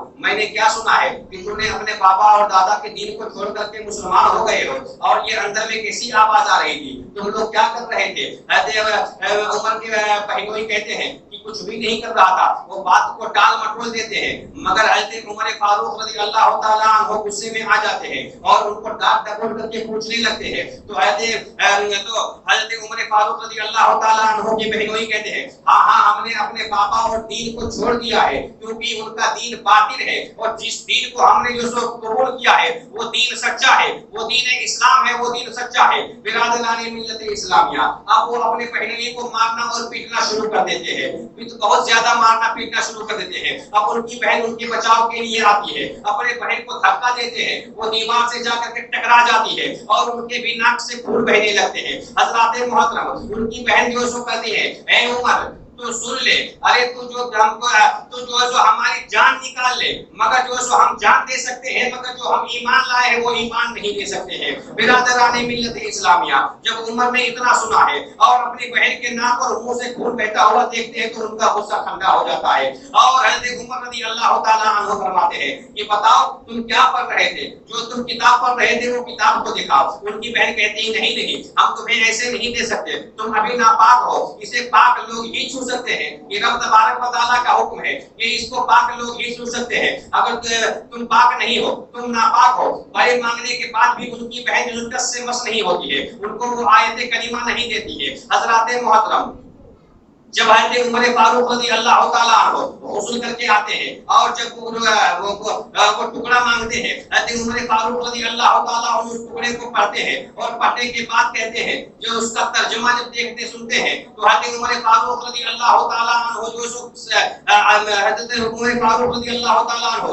پورے ٹھنڈے ہو جاتے ہیں اور کہتے ہیں کہ کہاں ہے محمد صلی اللہ علیہ وسلم، میں ان سے ملنا چاہتا ہوں۔ حضرت خباب رضی اللہ تعالیٰ عنہ اندر چھپے بیٹھے تھے، جب اتنا سنتے ہیں تو وہ باہر سے تشریف لے آتے ہیں اور حضرت عمر فاروق رضی اللہ تعالیٰ عنہ سے کہتے ہیں کہ عمر فاروق تمہیں ایک خوشخبری سنانا چاہتا ہوں کہ کل جمعرات یہ واقعہ جمعہ کو ہو رہا تھا۔ حضرت خباب رضی اللہ تعالیٰ عنہ فرماتے ہیں کہ اے عمر میں تمہیں ایک خوشخبری سناتا ہوں کہ کل جمعرات حضور تاجدار مدینہ صلی اللہ تعالیٰ علیہ وسلم نے یہ دعا کی تھی، رب تبارک و تعالیٰ کی بارگاہ میں دعا کی تھی کہ پروردگار عالم حضرت عمر فاروق رضی اللہ تعالیٰ عنہ کو اسلام نے حضرت عمر فاروق کو ایمان کی دولت عطا فرما دے۔ یہ حضور صلی اللہ علیہ وسلم نے وہ دعا جو کی تھی وہ لگتا ہے وہ دعا قبول ہو چکی ہے اور تم جو سو ایمان کی دولت سے سرفراز ہونے والے ہو۔ برادران ملت اسلامیہ حضرت خباب رضی اللہ تعالیٰ عنہ کے ساتھ حضرت عمر فاروق رضی اللہ تعالیٰ عنہ چلے جاتے ہیں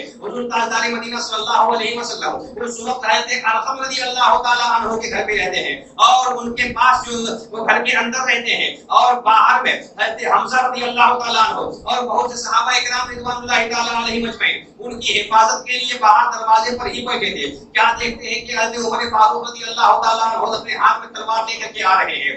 حضرت حمزہ رضی اللہ تعالیٰ عنہ فرماتے ہیں کہ اگر عمر کی نیت نیک ہوگی تو ہم اسے داخل ہونے دیں گے، ورنہ اگر اس کی نیت جو گندی ہوگی تو اسی تلوار سے اس کا سر ہم قلم کر دیں گے اور اس کو قتل کرنا ہمارے لیے کوئی دشواری کی بات نہیں ہوگی۔ برادران ملت اسلامیہ اب حضور تاجدار مدینہ صلی اللہ علیہ وسلم کے اوپر وحی نازل ہو چکی تھی کہ عمر فاروق جو سو ایمان لانے کے لیے آ رہے ہیں۔ حضور صلی اللہ علیہ وسلم جو سو دروازہ کھولتے ہیں اور حضرت عمر فاروق رضی اللہ تعالیٰ عنہ کا استقبال کرتے ہیں۔ جو ہی حضرت عمر فاروق رضی اللہ تعالیٰ عنہ حضور تاجدار مدینہ صلی اللہ علیہ وسلم کے قریب آتے ہیں، حضور صلی اللہ علیہ وسلم ان کا دامن پکڑ لیتے ہیں، ان کا تلوار پکڑ لیتے ہیں اور کہتے ہیں کہ عمر فاروق اب بھی تو رسوا ہونا چاہتا ہے، اب بھی تو قتل ہونا چاہتا ہے۔ حضرت عمر فاروق رضی اللہ تعالیٰ عنہ اسی وقت پڑھتے ہیں لا الہ الا اللہ محمد رسول اللہ کلمہ پڑھ کر کے ایمان لے آتے ہیں۔ حضرات محترم اب وہ ایمان لے آ چکے ہیں۔ ایمان لانے کے بعد جو سو ابو جہل کے دروازے پر جاتے ہیں، ابو جہل ان کا ماما تھا، اپنے ماما کے دروازے پر جاتے ہیں، ابو جہل کے دروازے پر دستک دیتے ہیں۔ دستک دینے کے بعد ابو جہل اندر سے کہتا ہے کیا بات ہے، کون ہو؟ کہتے ہیں کہ میں عمر ہوں اور میں نے اپنے باپ دادا کے دین کو چھوڑ کر کے میں مسلمان ہو چکا ہوں، میں نے ایمان لے آیا ہے۔ ابو جہل کہتا ہے عمر ایسا نہ کرنا، کہتے ہیں دروازہ کھولو، مگر ابو جہل دروازہ نہیں کھول رہا ہے۔ حضرت عمر فاروق رضی اللہ تعالیٰ عنہ کہتے ہیں یہ کیسی بات ہے کہ تم دروازہ کھول نہیں رہے ہو؟ بہت دیر تک حضرت عمر فاروق رضی اللہ تعالیٰ عنہ دروازے پر دستک دیتے رہے مگر دروازہ کھل نہیں رہا ہے۔ حضرات محترم اسی طرح سے ایک اور قریش کے پاس جاتے ہیں جو وہاں کا سردار رہتا ہے، اس کے دروازے کے پاس جاتے ہیں تو وہ باہر ہی مل جاتا ہے۔ وہ کہتا ہے میں نے تمہارے باپ دادا کے دین کو چھوڑ دیا ہے اور میں نے اسلام کو قبول کر لیا ہے۔ وہ بھی یہی جواب دیتے ہیں اب ابو جہل کی طرح، وہ بھی کہتے ہیں عمر ایسا نہ کرنا، اور کہنے کے بعد اندر داخل ہو جاتا ہے اور اپنے دروازے کو بند کر دیتا ہے اور حضرت عمر فاروق بھی اس کے دروازے پر دستک دیتے رہتے ہیں مگر وہ باہر نہیں آتا ہے۔ حضرت عمر فاروق رضی اللہ تعالیٰ عنہ چلا چلا کر کے لوگوں کو کہہ رہے ہیں مگر کوئی توجہ نہیں دے رہا ہے۔ حضرت عمر فاروق رضی اللہ تعالیٰ عنہ کہتے ہیں یہ کیسی بات ہے کہ اور مسلمان جب اعلان کر رہے تھے، مسلمان ہونے کا اعلان کر رہے تھے تو لوگ اسے مار رہے تھے، اس کے اوپر پتھرے برسا رہے تھے اور میری طرف کوئی توجہ نہیں دے رہا ہے۔ ایک شخص کہتا ہے کہ تم جو اسلام کی دعوت کو جو تم نے اسلام قبول کر لیا ہے اس کا تم چرچا کرنا چاہتے ہو، تم لوگوں میں اس کا چرچا کرنا چاہتے ہو؟ کہتے ہیں ہاں میں اس کا چرچا کرنا چاہتا ہوں۔ حضرات محترم وہ شخص اشارہ کرتا ہے کہ وہ پتھر کی ڈھیر کے پاس دیکھو کچھ لوگ بیٹھے ہوئے ہیں، وہاں جا کر کے تم لوگوں سے کہو وہ ایک ایسا شخص ہے کہ وہ تمہاری بات کو لوگوں میں پہنچا دے گا۔ حضرت عمر فاروق رضی اللہ تعالیٰ عنہ ان کے قریب جاتے ہیں، جانے کے بعد اس شخص سے کہتے ہیں کہ میں نے اسلام کو قبول کر لیا ہے، میں نے اپنے باپ دادا کے دین کو چھوڑ دیا ہے، میں نے اسلام کو قبول کر لیا ہے۔ وہ شخص کہتا ہے واقعی میں تو نے ایسا کیا ہے؟ کہتے ہیں ہاں بے شک میں نے ایسا کیا ہے۔ برادران ملت اسلامیہ اب وہ شخص چیخ کر کے چلا کر کے کہتا ہے لوگوں دیکھو عمر فاروق نے ہمارے باپ دادا کے جس دین کو چھوڑ کر کے اسلام کو قبول کر لیا ہے، اسلام میں داخل ہو گیا ہے۔ جب لوگوں نے اتنا سنا ہے کہ چاروں طرف سے لوگ جھپٹ پڑتے ہیں، حضرت عمر فاروق رضی اللہ تعالیٰ عنہ کی طرف دوڑ پڑتے ہیں، حضرت عمر فاروق رضی اللہ تعالیٰ عنہ لوگوں سے مقابلہ کرتے ہیں، لوگوں میں چیخی گویا شروع ہو جاتی ہے، لوگ شور شرابہ کر رہے ہیں، بہت لوگ جو چلا رہے ہیں۔ جب ابو جہل نے یہ چلانا سنا تو حضرت ابو جہل جو اپنے گھر سے باہر نکلتا ہے اور ایک اونچی جگہ پر کھڑے ہو کر کہتا ہے یہ کیسی بات ہے، یہ کیسا شور شرابہ ہے۔ ابو جہل کو لوگوں نے کہا کہ عمر عمر نے اپنے دین کو چھوڑ کر کے اسلام کو قبول کر لیا ہے، اس لیے اسے لوگ جو لوگوں میں اور عمر فاروق میں جو جنگ ہو گئی ہے برادران ملت اسلامیہ۔ اسی وقت ابو جہل جو کہتا ہے کہ اے لوگوں، میں نے عمر فاروق کو اپنی امان میں لے لیا ہے، اس لیے تم لوگ اس سے ہٹ جاؤ۔ جو ہی ابو جہل نے ان کو اپنے امان میں لیا، سب کے سب وہاں سے ہٹ گئے۔ حضرت عمر فاروق رضی اللہ تعالیٰ عنہ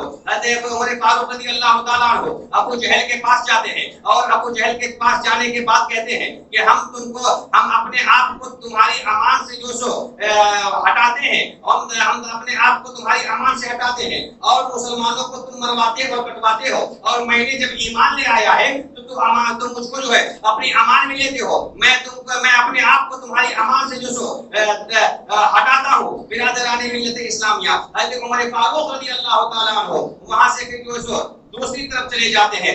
پڑھے درود پاک اللہم صلی علی سیدنا شفیعنا نبینا مولانا محمد بارک وسلم، صلو علیہ الصلاۃ والسلام علیک یا رسول اللہ صلی اللہ تعالی علیہ وسلم۔ یہ حضرت عمر فاروق رضی اللہ تعالیٰ عنہ کا ایمان لانے کا واقعہ ہے۔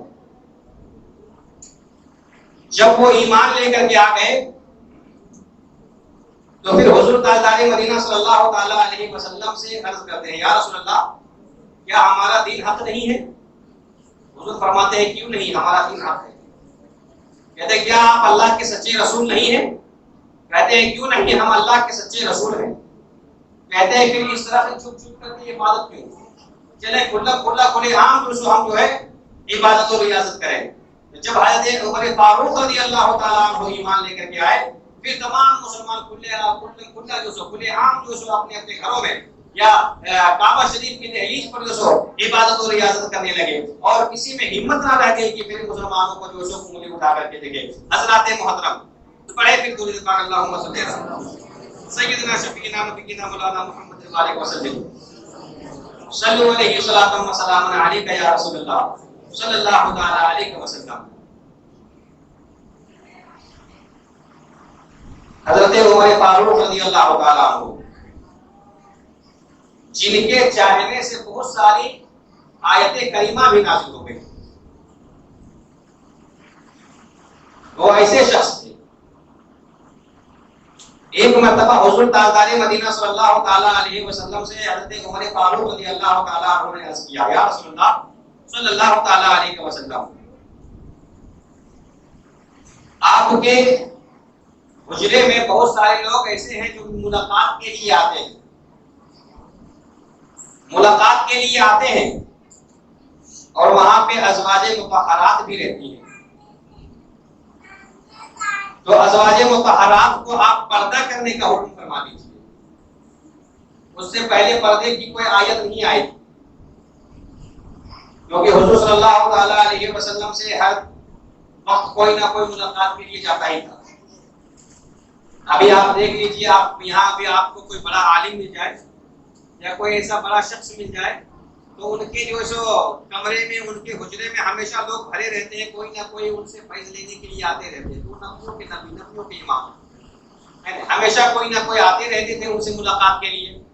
تو وہی عمر فاروق رضی اللہ تعالیٰ عنہ فرماتے ہیں کہ جب لوگ ملنے کے لیے آتے ہیں تو وہاں پہ ازواج مطہرات بھی رہتے ہیں، تو آپ ان کو پردے کا حکم فرما دیجیے۔ جو ہی حضرت عمر فاروق رضی اللہ تعالیٰ عنہ نے یہ کہا تو اسی وقت رب تبارک و تعالیٰ نے پردے کی آیت نازل فرما دی اور یہ کہا کہ جب کوئی شخص ازواج مطہرات سے کچھ لے یا ان سے کوئی کھانے پینے کی چیز لے تو پردے میں رہ کر کے لے۔ لوگوں کو حکم دیا کہ پردے میں رہ کر کے لے۔ تو برادران ملت اسلامیہ، اس سے یہ بات پتہ چلتی ہے کہ حضرت عمر فاروق رضی اللہ تعالیٰ عنہ کے سوچنے سے رب تبارک و تعالیٰ نے آیت مقدسہ نازل فرما دیا۔ اور یہ ایک ہی آیت نہیں ہے اور بہت ساری آیتیں ہیں. ایک مرتبہ کا اور واقعہ ہے کہ وہی مکہ المکرمہ میں ایک بشر نامی شخص جو منافق تھا، مسلمان منافق تھا. منافق اس شخص کو کہتے ہیں کہ حضور صلی اللہ علیہ وسلم کو پیٹھ پیچھے برا کہتے ہو اور ان کے پاس جائے تو ان کی تعریف کرتے ہو. تو حضور صلی اللہ تعالی علیہ وسلم کی وہ پیٹھ پیچھے برائی کرتا تھا. وہ بشر نامی جو تھا، بشر نامی تھا، وہ منافق تھا. اور اس منافق میں اور ایک یہودی میں ایک مرتبہ جھگڑا ہو گیا. وہ جھگڑے کے فیصلے کے لیے جو ہے سو وہ یہودی کہتا ہے کہ چلو حضور صلی اللہ تعالی علیہ وسلم کے پاس چلو اور اس کا فیصلہ حضور صلی اللہ تعالی علیہ وسلم کریں گے. وہ منافق کہتا ہے کہ اگر حضور صلی اللہ تعالی علیہ وسلم کے پاس چلے جائیں گے تو وہ حق فیصلہ کریں گے. یہ فیصلہ ہمارے حق میں آئے گا نہیں. وہ خود ہی دل میں سوچتا ہے کہ ہمارے حق میں یہ فیصلہ آئے گا نہیں، کیونکہ وہ جانتا تھا کہ میں جو سو غلط ہوں، میں غلط راستے پہ ہوں. وہ یہ اتنا جانتا تھا کہ حضور کی بارگاہ میں یہ فیصلہ چلا جائے تو ہمارے حق میں کبھی نہیں آئے گا، وہ یہودی کے حق میں نہیں آئے گا. حضرات محترم، وہ منافق کہتا ہے کہ نہیں، وہاں پہ ایک یہودی رہتا تھا جو رشوت لے کر کے پنچایت میں جایا کرتا تھا. پنچایت میں پنچ بنا کرتا تھا. رشوت لے کر کے جو ہے پنچ بنا کرتا تھا اور جو اس کو رشوت دے دیتا تھا اسی کے جانب سے وہ بول دیتا تھا. وہ منافق کہتا ہے کہ نہیں، چلو اس یہودی کے پاس. وہ یہودی بہت بڑا جو آدمی تھا، بہت پیسے والا تھا. کہتا ہے اس یہودی کے پاس چلو. تو وہ یہودی جانتا تھا کہ وہ رشوت لے کر کے پنچایت کیا کرتا ہے، پنچ بنا کرتا ہے. اگر اس کے پاس ہم چلے جائیں گے تو اس کا جو اس کا فیصلہ اسی منافق کے ہاتھ میں ہوگا، بشر کے ہاتھ میں ہی ہوگا. برادران ملت اسلامیہ، وہ یہودی اس کے پاس جانے کے لیے انکار کر دیتا ہے اور کہتا ہے نہیں، ہم اس یہودی کے پاس نہیں جائیں گے. تم مسلمان ہو، چلو تمہارے محمد صلی اللہ علیہ وسلم کے پاس چلتے ہیں، وہی فیصلہ کریں گے. اگر حق فیصلہ ہوگا وہ ہمارے حق میں کریں گے، یا تمہارے حق میں ہوگا وہ تمہارے حق میں کریں گے. حضرات محترم، جب وہ منافق جو یہودی نہیں مانتا ہے تو وہ بشر جو منافق تھا وہ حضور صلی اللہ علیہ وسلم کی بارگاہ میں چلا جاتا ہے. حضور صلی اللہ علیہ وسلم اس فیصلے کو یہودی کے حق میں کر دیتا ہے، کیونکہ یہودی وہاں پہ حق پہ رہتا ہے، وہ منافق جو سو نہ حق پہ رہتا ہے. جب وہ فیصلہ یہودی کے حق میں کر دیتا ہے تو وہاں سے نکلنے کے بعد پھر اس سے الجھنے لگتا ہے اور کہتا ہے کہ اس فیصلے کو ہم نہیں مانیں گے. بہت سے ایسے لوگ ابھی بھی ہیں جو اس پہ حضور صلی اللہ علیہ وسلم کے فیصلے کو نہیں مانتے ہیں. بہت سے ایسے لوگ ہیں ان کی جو روایتوں کو نہیں مانتے ہیں. بہت سے ایسے لوگ ہیں جو ان کو ابھی بھی جو پیٹ پیچھے گالیاں دیتے ہیں، برا بھلا کہتے ہیں، اور جو برا بھلا کہتے ہیں اس کو اپنا پیشوا بھی مانتے ہیں. برادران ملت اسلامیہ، ایسے ہی لوگوں کو منافق کہا گیا ہے. ایسے ہی لوگ منافق ہیں. اور منافق کا حال کیا ہوتا تھا وہ آگے آپ لوگ ملاحظہ فرما لیں. حضرت عمر فاروق رضی اللہ تعالیٰ عنہ نے کیا کیا تھا اور اللہ تبارک و تعالیٰ نے ان کے لیے کیا جو سو فیصلہ فرمایا تھا. حضرات محترم، وہ منافق وہ یہودی کو لے کر کے کہتا ہے کہ نہیں، ہم اس فیصلے کو نہیں مانیں گے. چلو عمر فاروق رضی اللہ تعالیٰ عنہ کی بارگاہ میں چلتے ہیں. حضرت عمر فاروق رضی اللہ تعالیٰ عنہ کی بارگاہ میں چلے آتے ہیں. وہ یہودی کہتا ہے، حضرت عمر سے کہتا ہے کہ عمر، ہم جو اس سے پہلے آپ کے محمد صلی اللہ علیہ وسلم کے پاس گئے تھے، انہوں نے یہ فیصلہ ہمارے حق میں جو سو فرما دیا ہے اور یہ منافق جو ہے یہ فیصلے کو نہیں مان رہا ہے. حضرت عمر کہتے ہیں کیا یہ مان نہیں رہا ہے؟ رسول کے فیصلے کو نہیں مان رہا ہے، نبی کے فیصلے کو نہیں مان رہا ہے؟ کہتے ہیں نہیں. کہتے تم ٹھہرو. اپنے گھر کے اندر جاتے ہیں، تلوار نکالتے ہیں. تلوار نکالنے کے بعد اس کا سر وہیں پہ قلم کر دیتے ہیں. برادران ملت اسلامیہ، اس کا سر وہیں پہ قلم کر دیا. اسی میں ایک آیت مقدسہ نازل ہو گئی ہے، 5ویں پارے کی آیت ہے برادران ملت اسلامیہ، جس میں حضرت عمر فاروق رضی اللہ تعالیٰ عنہ کو حق بتایا اور صحیح بتایا. جب لوگوں نے حضرت عمر کے اس قتل کے بارے میں حضور صلی اللہ تعالیٰ علیہ وسلم کو اطلاع دی تو حضور صلی اللہ علیہ وسلم نے کہا، سوچا یہ عمر فاروق نے یہ کیا کر دیا. اور جب عمر فاروق رضی اللہ تعالیٰ عنہ کو بلا کر کے پوچھا تو پھر وہاں پہ ایک آیت مقدسہ نازل ہوئی جو رب تبارک و تعالیٰ نے اس چیز کو حق بتایا اور کہا کہ اے محبوب، عمر فاروق نے یہ کام صحیح کیا ہے. جو تمہارے منافق ہیں، جو تمہارے دشمن ہیں، وہ تمہارے خلاف کام کرتے ہیں اس کا انجام اسی طرح سے ہونا چاہیے، اس کا سر اسی طرح سے طلب ہونا چاہیے۔ برادران ملت اسلامیہ، دونوں آیت مقدسہ 5ویں پارے میں جو سو موجود ہے، حضرات محترم پڑھیں درود پاک اللہم صلی اللہ علیہ سیدنا شفیعنا نبینا مولانا محمد البارک وسلم صلو علیہ الصلوۃ والسلام علیک یا رسول اللہ صلی اللہ تعالی علیہ وسلم۔ تو حضرت عمر فاروق کے سوچنے سے یا کہنے سے رب تبارک و تعالی نے قرآن مقدس کو نازل فرمایا، قرآن مقدس کی کچھ آیتوں کو نازل فرمایا، اور ایسی بہت ساری آیتیں۔ حضرات محترم، عمر فاروق کے تعلق سے آپ لوگوں نے سنا ہوگا کہ کتنے عدل و انصاف تھے۔ وہ ایک ہی گھاٹ پہ بھیڑ اور بکری کو پانی پلوا دیا۔ اس وقت وہ بھیڑ کی یہ طاقت و ہمت نہیں ہوتی تھی کہ بکری کو وہ پکڑ کر کے لے جائے۔ عمر فاروق کا راہ و دبدبہ اتنا چلتا تھا، صرف انسانوں پر ہی نہیں بلکہ جانوروں پر بھی چلا کرتا تھا۔ وہ عمر فاروق رضی اللہ تعالیٰ عنہ ہے۔ عدل و انصاف کس طرح سے کرتے تھے؟ جب وہ خلیفہ بنے تو اپنی رعایا کی اس طرح سے دیکھ بھال کرتے تھے کہ راتوں میں نکل کر کے گشت کیا کرتے تھے پوری بستی میں، ہماری رعایا کوئی جو سو پریشان تو نہیں ہے، کوئی سو رہا تو کوئی جاگ تو نہیں رہا ہے۔ کوئی پریشان ہوتا تھا تو اس کی پریشانی کو فوراً دور کر دیا کرتے تھے۔ ایک مرتبہ اسی طرح رات میں گشت کر رہے تھے، گشت کرتے کرتے ایک ایسے دروازے سے گزرے، اس دروازے کے اندر سے آواز آ رہی تھی، بیٹی دودھ میں پانی ملا دو۔ بیٹی کہتی ہے نہیں ماں، دودھ میں ہم پانی نہیں ملائیں گے۔ بیٹی کہتی ہے، ماں کہتی ہے بیٹی دودھ میں پانی ملاؤ گے نہیں تو ہمارا یہ گزر اوقات کیسے ہوگا، اس لیے دودھ میں پانی ملا دو۔ بیٹی کہتی ہے نہیں ماں، اللہ کو دیکھ رہا ہے، اور یہ حضرت عمر فاروق رضی اللہ تعالیٰ عنہ جو ہمارے خلیفہ ہیں وہ بڑے عدل و انصاف کے ہیں، بڑے عدل و انصاف والے ہیں، ہم ان سے جو سو کبھی غداری نہیں کر سکتے ہیں، ہم ان سے جو سو کبھی جو سو غداری نہیں کر سکتے ہیں۔ حضرت عمر فاروق رضی اللہ تعالیٰ عنہ نے جب یہ بات سنی تو ان کے ساتھ ایک ان کا خادم تھا، وہ خادم سے کہتے ہیں یہ گھر کو اچھی طرح سے دیکھ لو اور صبح اس گھر کی تحقیقات کر کے مجھے بتاؤ کہ اس گھر میں کون رہتا ہے اور کون کیسے رہتا ہے۔ وہ خادم جو ہے سو صبح کی سفیدی جب نمودار ہوتی ہے تو اس گھر میں آ کر کے اس گھر کی تحقیقات کرتے ہیں، کیا دیکھتے ہیں کہ وہ جو لڑکی تھی وہ بیوہ ہے، اس کی ماں ہے اور وہ بیوہ ہے، اس کے گھر میں کوئی پرورش کرنے والا نہیں ہے۔ حضرت عمر فاروق رضی اللہ تعالیٰ عنہ کے پاس جا کر کے پورا معاملہ کہہ دیتے ہیں کہ حضور وہ ایک لڑکی جو ہے وہ بیوہ ہے، اس کی ماں بوڑھی ہو گئی ہے، اپاہج ہے، اس کے گھر میں کوئی پرورش کرنے والا نہیں ہے۔ اپنے تمام بیٹوں میں تینوں بیٹوں کو بلاتے ہیں اور بیٹوں کو بلانے کے بعد کہتے ہیں اور میرا ایسا بیٹا ہے جو اس بیوہ عورت سے شادی کرے گا۔ برادران ملت اسلامیہ، ان میں سے ان کا ایک بیٹا جن کا عاصم رضی اللہ تعالیٰ عنہ آیا ہے، وہ کھڑے ہو جاتے ہیں اور کہتے ہیں کہ میں اس لڑکی سے نکاح کروں گا، اور حضرت عمر فاروق رضی اللہ تعالیٰ عنہ نے اس بیوہ لڑکی کا نکاح اپنے بیٹے سے کروا دیتے ہیں۔ حضرات محترم، یہ ہے عمر فاروق، یہ ہے انصاف کرنے والے، یہ عدل و انصاف کرنے والے ہیں۔ حضرات محترم، اسلام کے بادشاہوں میں بہت بڑے بڑے ایسے بادشاہ گزرے ہیں جو ہمیشہ جو ہے سو اپنے جو سو رعایا کی سوچے ہیں، اپنے جیب بھرنے کی کوشش نہیں کی ہے، ہمیشہ جو سو وہ رعایا کی جو سو خبرگیری کی ہے، رعایا کی دیکھ بھال کی ہے۔ پڑھیں درود پاک اللہم صلی علی سیدنا شفیعنا نبینا مولانا محمد البارک وسلم صلو علیہ الصلوۃ والسلام علیک یا رسول اللہ صلی اللہ تعالی علیہ وسلم۔ وہی حضرت عمر فاروق ہیں، ان کی کرامتیں بھی بہت زیادہ ہیں۔ ایک کرامت ان کی یہ ہے کہ ایک مرتبہ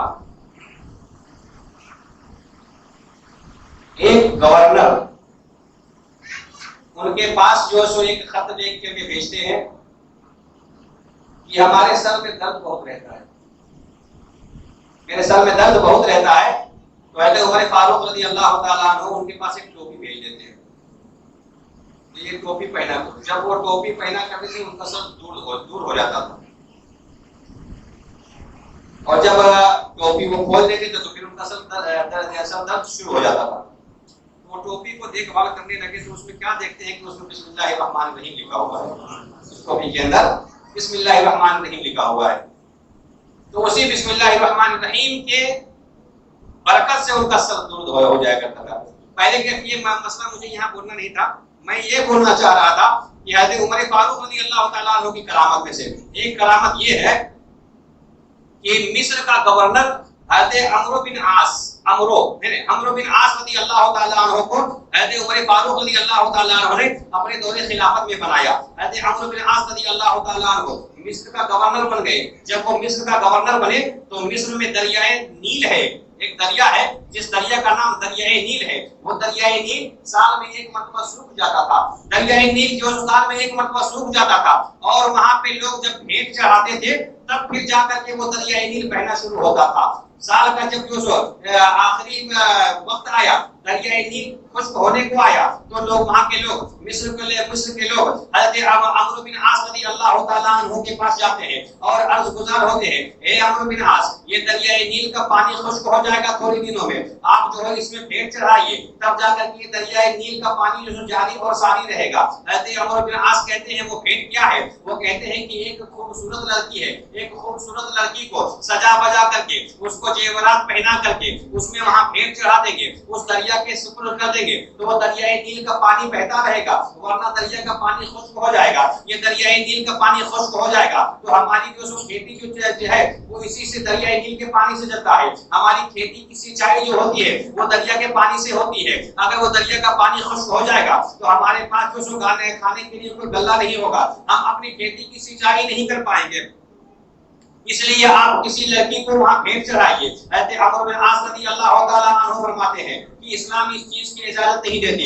یہ ایک جو سو لغو اور فحش بات ہے، اسلام اسے کبھی قبول نہیں کر سکتا، اس لیے ہم اس چیز کی تمہیں اجازت نہیں دیں گے. برادران ملت اسلامیہ، حضرت عمرو بن عاص رضی اللہ تعالیٰ عنہ تمام مصر کے لوگوں کو وہاں سے ہٹا دیتے ہیں. ہم مصر کے لوگ جو وہاں سے چلے جاتے ہیں. اب چند دنوں کے بعد دریا کا پانی خشک ہونے لگتا ہے. پھر وہی مصر کے لوگ حضرت عمرو بن عاص رضی اللہ تعالیٰ عنہ کے پاس آتے ہیں اور کہتے ہیں عمرو بن عاص دیکھا آپ نے اس لڑکی کی بھیٹ آپ نہیں چڑھائی، لڑکی کی بھیٹ نہیں چڑھائی تو دریا کا پانی خشک ہونے لگا ہے. اب کچھ لوگ وہاں سے جو مصر سے دوسرے علاقے میں اپنا بوریا بستر لے کر کے جانے لگے. اب حضرت عمرو بن عاص رضی اللہ تعالیٰ عنہ کے دل میں خلبلی مچ گئی کہ اگر ایسا معاملہ رہا تو یہ سب کے سب لوگ جو ہے یہاں خالی کر کے چلے جائیں گے. اب وہیں پہ ایک خط لکھتے ہیں، ایک رکنا لکھتے ہیں، حضرت عمر فاروق رضی اللہ تعالیٰ عنہ کی بارگاہ میں خط لکھتے ہیں کہ ایسا ایسا معاملہ ہے، دریائے نیل کے تعلق سے ایسی ایسی باتیں ہیں. جب حضرت عمر فاروق رضی اللہ تعالیٰ عنہ اس خط کو پڑھتے ہیں تو وہ شاباشی دیتے ہیں اور کہتے ہیں کہ تم نے ٹھیک کیا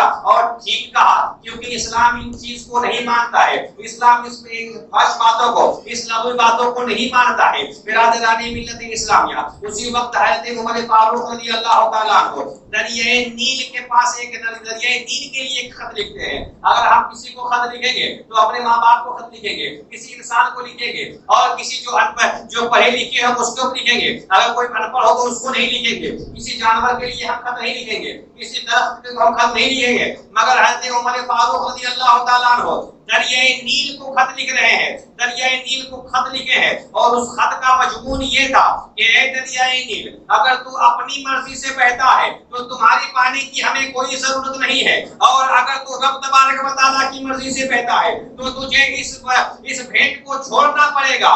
اور وہ نے خط لے کر کے حضرت عمرو بن عاص رضی اللہ تعالیٰ عنہ دریا کے بیچوں بیچ ڈال دیتے ہیں. اور حضرت عمرو بن عاص رضی اللہ تعالیٰ عنہ کا قول ہے کہ میں ابھی جو ہے دریا کے کنارے پہ ہی تھا، پورے دریا سے باہر نکلا بھی نہیں تھا کہ دریائے نیل کا ایسا لہر اٹھا کہ وہ جو آج تک بہتا ہی رہا اور آج تک دریائے نیل کا پانی کبھی خشک نہیں ہوا. یہ ہے حضرت عمر فاروق رضی اللہ تعالیٰ عنہ کی کرامت. برادران ملت اسلامیہ، حضرت عمر فاروق رضی اللہ تعالیٰ عنہ 10 سال 6 مہینہ اور 4 دن کے تقریباً جو ہے وہ خلافت سنبھالے. ان کا جب انتقال ہوا، ان کے انتقال ہونے سے پہلے وہ دعا کرتے ہیں رب تبارک و تعالیٰ کی بارگاہ میں، پروردگار عالم مجھے شہیدوں میں اٹھا، مجھے شہید کر دے. اللہ تبارک و تعالیٰ نے ان کی دعا کو قبول فرما لی اور ان کی شہادت ایسے ہوئی کہ مکہ المکرمہ میں مغیرہ بن شیبہ کے یہاں ایک غلام تھا جس کا نام لولو آیا ہے، ابو لولو۔ مغیرہ بن شیبہ کے یہاں وہ غلامی کرتا تھا ابو لولو۔ ابو لولو کا جو آقا مغیرہ بن شیبہ تھا وہ روزانہ ان سے 4 دینار لیا کرتا تھا، کیونکہ وہ بہت اچھا نقاش تھا۔ وہ اب حضرت عمر فاروق رضی اللہ تعالیٰ عنہ کی بارگاہ میں وہ شکایت لے کر کے جاتا ہے کہ ہمارا جو آقا ہے، میرے آقا مغیرہ بن شیبہ ہے، وہ مجھ سے روزانہ 4 دینار لیتے ہیں، آپ ان سے کہہ کر کے کچھ کمی کروا دیجئے، یہ 4 دینار نہ لے، کچھ کم کر دیں۔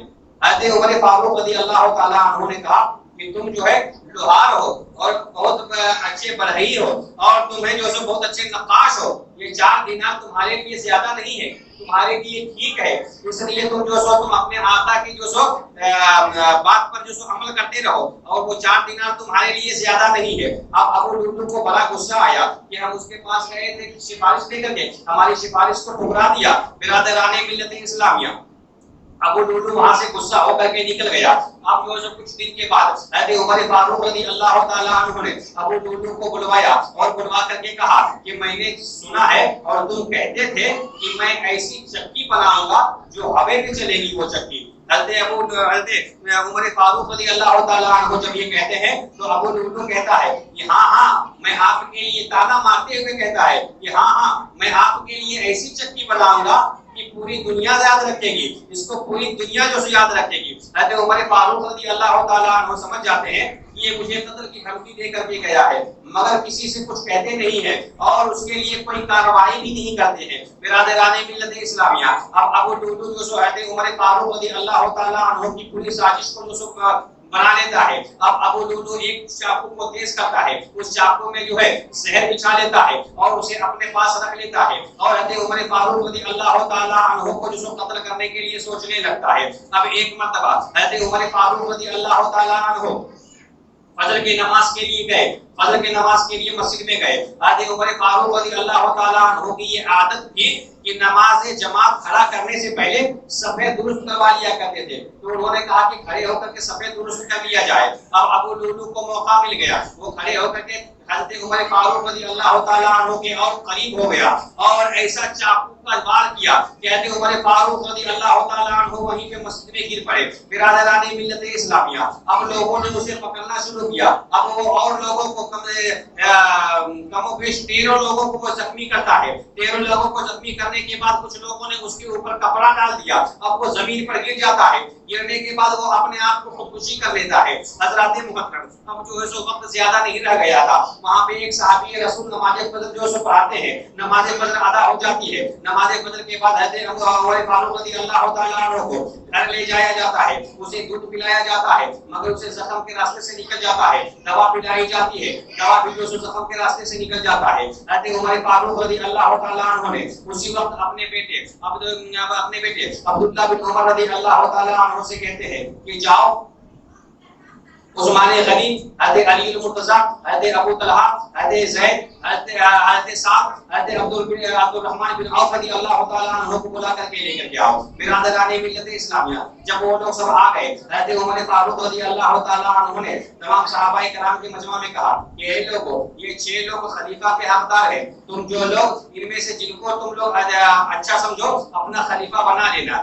6 لوگوں کا نام لیتے ہیں اور حضرت عمر فاروق رضی اللہ تعالیٰ عنہ پھر اپنے بیٹے عبداللہ بن عمر سے کہتے ہیں کہ جاؤ عائشہ صدیقہ سے کہنا کہ وہ اپنے دوستوں کے پہلو میں دفن ہونا چاہتے ہیں۔ حضرت عائشہ صدیقہ رضی اللہ تعالیٰ عنہ کے پاس ان کے بیٹے عبداللہ بن عمر جاتے ہیں اور کہتے ہیں کہ ہمارے بابا جان نے ایسی ایسی باتیں کی ہے۔ حضرت عائشہ کہتی ہیں کہ وہ جگہ تو میں نے اپنے لیے رکھی تھی، جاؤ میں اپنی جگہ کو حضرت عمر پر ترجیح دیتی ہوں، حضرت عمر کو میں نے وہ جگہ دے دی۔ حضرات محترم، حضرت عمر رضی اللہ تعالیٰ عنہ کا انتقال ہو جاتا ہے، ان کا وصال ہو جاتا ہے، انا للہ و انا الیہ راجعون۔ 10 سال اور 2 مہینہ اور 4 دن تقریباً ہے نا، کم و بیش جو بھی ہو، اتنے سال وہ خلافت کی کرسی سنبھالتے ہیں اور انتقال ہو جاتے ہیں، اور حضور تاجدار مدینہ صلی اللہ علیہ وسلم اور حضرت ابوبکر صدیق رضی اللہ تعالیٰ عنہ کے پہلو میں انہیں بھی دفن کر دیا جاتا ہے۔ برادران ملت اسلامیہ، یہ حضرت عمر فاروق رضی اللہ تعالیٰ عنہ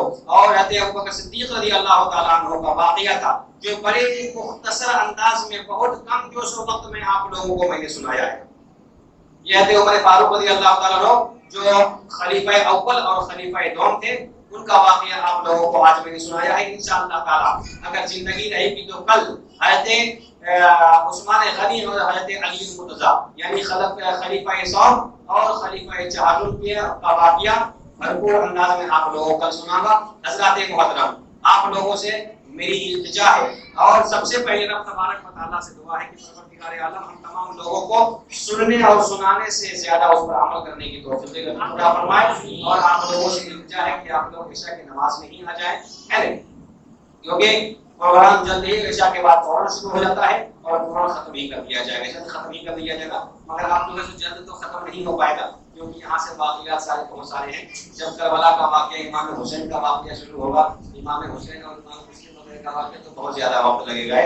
تو آپ لوگوں سے میری گزارش ہے کہ آپ لوگ جو ہے سو عشاء کی نماز میں ہی آنے کی کوشش کریں. السلام علیکم ورحمۃ اللہ وبرکاتہ.